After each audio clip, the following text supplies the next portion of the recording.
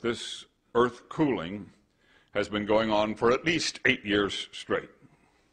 So I ask you, Al Gore in absentia, but I ask you, where's your global warming? It's like the old lady that asked, where's the beef? Where's your global warming, Al? I see the bun, but I don't see the warming. The cooling trend is so strong, and you may have heard this too, maybe not, because the media doesn't cover this sort of thing. The head of the International or Intergovernmental Panel of Climate Change, the UN organization, had to acknowledge this cooling trend. And he speculated in his remarks that nature seems to have temporarily overwhelmed mankind's warming, and it may be 10 years before the warming resumes. Oh, really? Now, we're supposed to be in a panic about global warming. Man-made global warming. Going to end life as we know it on this planet. And he says it's on a 10-year holiday. If this weren't so serious, it would be laughable. But this is serious business. When I talk about global warming zealots, you know who they are, and we run into them. I get 92 positive, supportive emails for every 8 that are critical. But those 8 that are critical, boy, do they let me have it. And the main thing they say to me is, you're no scientist, you don't have a PhD, so what do you know? And my answer to them is, you're correct. I am not a scientist. I am a mere meteorologist. I do have 55 years experience forecasting the weather every day for 55 years. I have watched the weather and the climate, and I think that counts for something. And I have studied hard. And then I say to them, please note this. Your great global warming guru, Vice President Al Gore, doesn't have any scientific credentials at all.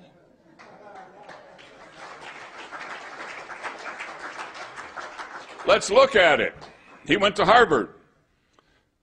How many classes did he have in natural science?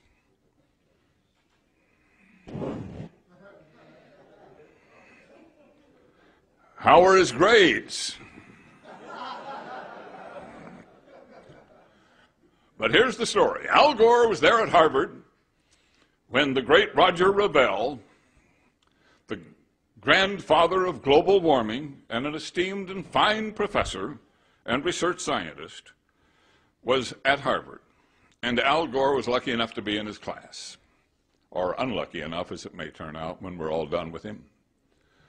And so Revelle had his students help him process the data from his research project on CO2, carbon dioxide.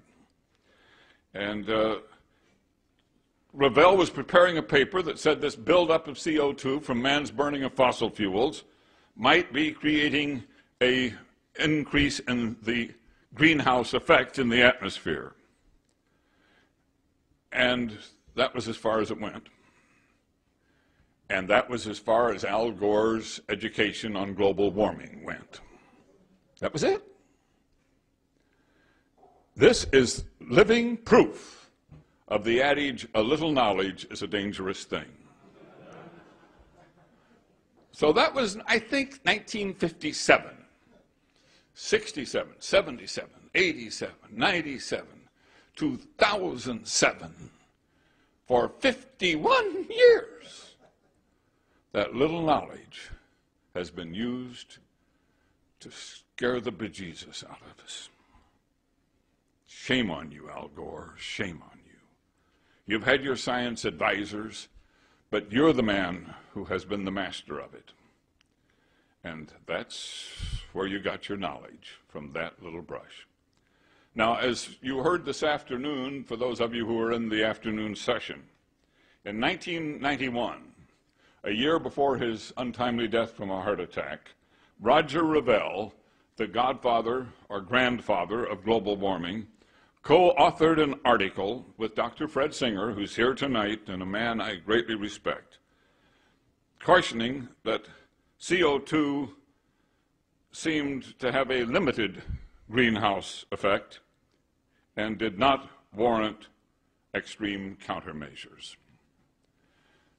Al Gore didn't listen to his old professor.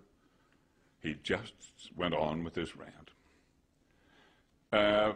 Meanwhile, a colleague of Dr. Revel's, Dr. David Keeling at the Scripps Oceanographic Institute, where Revel had returned as director, set up a system to make continuous measurements of CO2 in the atmosphere. And the graph of those measurements has become known as the Keeling curve. And when David Keeling died in 2005, his son Ralph, also at Scripps, took over those measurements, and they're still continuing today.